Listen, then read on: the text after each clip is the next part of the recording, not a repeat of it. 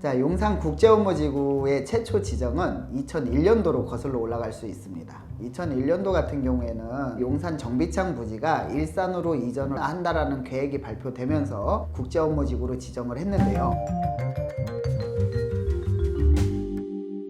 안녕하세요, 이충민입니다. 우리나라 전국 어느 곳하나 슬픈 역사가 없는 곳이 없지만 특히 용산 같은 경우에는 일제강점기 시대에는 일본군이, 한국전쟁이 끝난 이후에는 미군이 주둔하고 있었던 그런 지역입니다. 그래서 용산 같은 경우에는 서울시 25개 구 중에 가장 대표적으로 슬픈 역사를 간직하고 있는 구라고 말씀드릴 수 있는데요. 조금 과장된 표현으로 말씀을 드리면 용산구 같은 경우에는 100년, 그러니까 1세기가 같이 공존하는 그런 대표적인 자치구라고 말씀드릴 수 있습니다. 그런 용산이 미군기지가 평택으로 이전을 했고 센트럴파크에 버금가는 그런 민족공원 조성 사업이 시작이 되었습니다. 그리고 대통령 집무실 또한 용산으로 이전을 하면서 새로운 용산의 시대가 펼쳐지고 있다고 감히 말씀드릴 수 있겠습니다. 수없는 용산 개발 사업 중 당군 이래 최대의 사업이라고 할 수 있는 기지창 부지죠. 국제업무지구 개발 사업이 오세훈 시장의 강력한 의지로 며칠 전에 발표를 했습니다. 하지만 용산 국제업무지구에 대한 개발 방향을 발표한 것은 이번이 처음이 아닌데요. 오늘 이 시간에는 용산 국제업무지구의 과거를 살펴보고 앞으로 국제업무지구의 사업이 어떻게 진행될 것인가를 한번 살펴보도록 하겠습니다.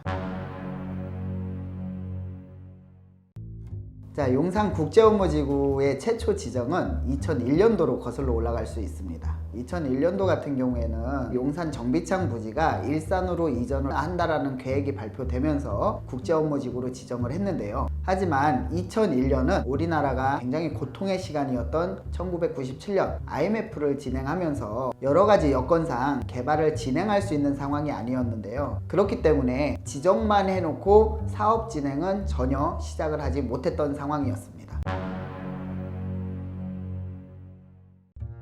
그러던 중 2005년도 노무현 전 대통령 정권 시절에 코레일을 창립했습니다. 코레일은 창립 당시에 부채 비율이 150%에 해당할 정도로 굉장히 높은 부채율을 보유했습니다. 그렇기 때문에 정부에서는 공기업의 부채에 대한 구조조정을 압박했고 그 결과 코레일 측은 용산 정비창 부지를 국제업무지구로 개발을 해서 그 부채를 상환하고자 하는 개발 계획을 발표를 했습니다. 이때 당시 서울시장은 오세훈 서울시장이었습니다. 이런 목표를 정하고 2006년도에 개발계획을 발표를 했는데 여기에는 한강 뉴턴 프로젝트와 함께 개발을 하는 취지로 당군 이래 최대의 사업인 30조 이상의 개발계획을 발표를 했습니다. 바로 이듬해인 2007년도에 용산 국제업무지구에 대한 마스터 플랜을 발표를 합니다. 이 마스터 플랜 내용을 살펴보면은 최고 높이 111층의 고층 건물을 필두로 23개의 오피스 빌딩까지 개발하겠다라는 구체적인 개발 계획까지 같이 발표를 하게 됩니다. 이후 사업 진행은 굉장히 좀 빠르게 진행이 됩니다. 특수목적 법인인 드림허브를 설립을 해서 시행사들을 모집을 했고요. 그런 다음에 삼성물산을 중심으로 유수의 기업들이 시공 참여자, 시행 참여자로 참여를 하게 됩니다. 하지만 여기서 또 한 번의 위기가 찾아옵니다. 미국에서부터 시작된 2008년 금융위기를 말씀드릴 수 있는데요. 시행 참여를 하고자 했던 기업들이 자금난에 허덕이면서 참여를 포기하게 됩니다. 이후 롯데관광개발이 42%의 지분을 인수를 하면서 시장에 참여하게 됐는데요. 자, 이 사업도 결과적으로는 흐지부지 되면서 다시 코레일 측에서 롯데관광개발이 가지고 있는 지분 42%를 회수를 하게 되는데요. 이럼으로써 2013년도에 최종적으로 다시 드림허브가 해산을 하면서 사업 취소 결정이 났고 결국에는 무산이 됩니다.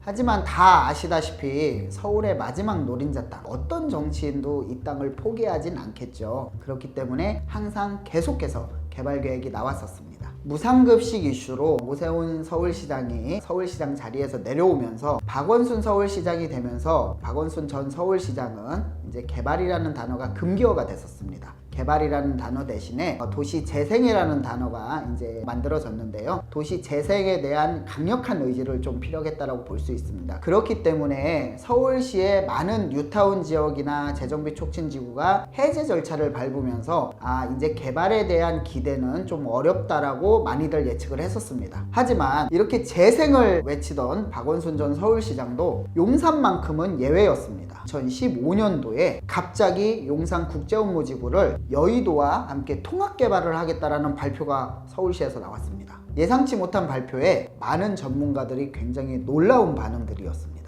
하지만 2015년에 여의도와 통합개발을 한다라는 용산국제업무지구도 결국에는 또 사업 진행이 되지 않았습니다.